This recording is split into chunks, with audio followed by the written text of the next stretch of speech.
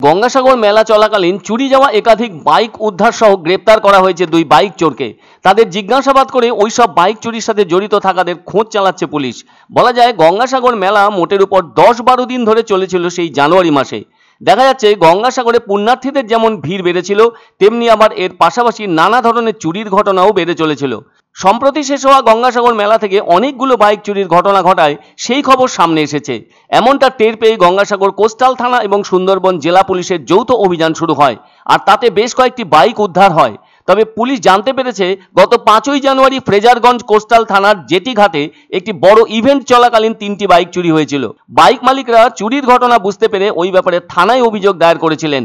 এদিকে অভিযোগ পেয়ে তদন্তে নামে পুলিশ। টানা নজরদারি ও গোয়েন্দা তথ্যের ভিত্তিতে পুলিশের দল সাগরদ্বীপের সুমতিনগরে অভিযান চালিয়ে একাধিক বাইক উদ্ধার করতে সক্ষম হয়। পাশাপাশি এই ঘটনার সাথে জড়িত থাকা দুই বাইক চোরকে গ্রেপ্তারও করতে সক্ষম হয়।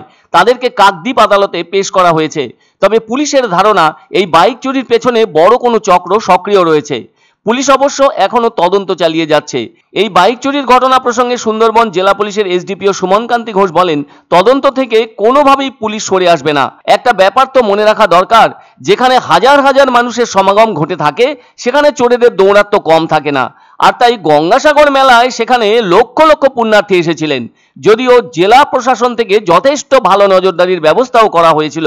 হলে কি হবে, অসাধু চক্রের সাথে যুক্ত থাকারা তো আর হাত পা গুটিয়ে বসে থাকছে না, তারা তো সুযোগ সন্ধানী। ফলে চুরির ঘটনা তারা ঘটিয়ে থাকবেই, আর সেটাই ঘটানো হয়েছে। তবে পুলিশও নানাভাবে তদন্ত শুরু করেছে, যার ফলে বেশ কয়েকটি বাইক উদ্ধার করা সম্ভবপর হয়েছে পুলিশের উদ্যোগে। খুব দ্রুত প্রকৃত বাইক মালিকদের হাতে ওই বাইকগুলি তুলে দেওয়া হবে। তবে এই ঘটনায় মূল ষড়যন্ত্রকারী কারা, তাদের ধরতে আরও তৎপরতা চালাচ্ছে পুলিশ। অন্যদিকে স্থানীয় বাসিন্দারা এমন ঘটনার পর থেকে দারুণ আতঙ্কগ্রস্ত হয়ে পড়েছেন। আর একাধিক বাইক চুরি যাওয়ার ঘটনা প্রমাণ করে যে চোরেরা যথেষ্ট সুসংগঠিত। অনেকেই দাবি করছেন গঙ্গাসাগরে বাইক পার্কিংয়ের জন্য নির্দিষ্ট নিরাপত্তা ব্যবস্থা আরও কঠোর হওয়া উচিত ছিল। ওখানকার এক স্থানীয় ব্যবসায়ী জানান, এখানে বাইক চুরির ঘটনা কোনো নতুন বিষয় নয়, আগেও এ ধরনের চুরির ঘটনা ঘটেছে।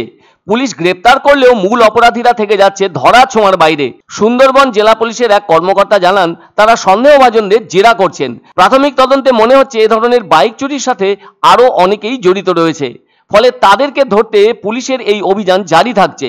অন্যদিকে বিশেষজ্ঞদের মতে গঙ্গাসাগর মেলা ও আশেপাশের এলাকায় সিসিটিভি ক্যামেরা বসানো, কড়া পুলিশি টহল এবং বাইক পার্কিংয়ের জন্য নির্দিষ্ট আইন আনলে এ ধরনের অপরাধ রোধ করা সম্ভবপর হবে।